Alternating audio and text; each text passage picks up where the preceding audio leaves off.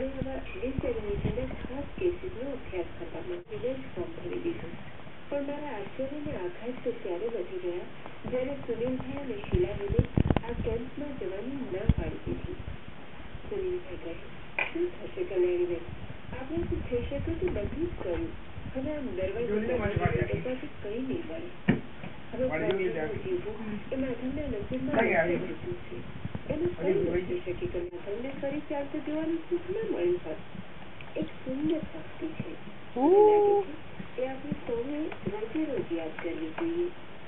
કઈ લાખો નિરાશામાં એક અમર આશા છુપાઈ છે.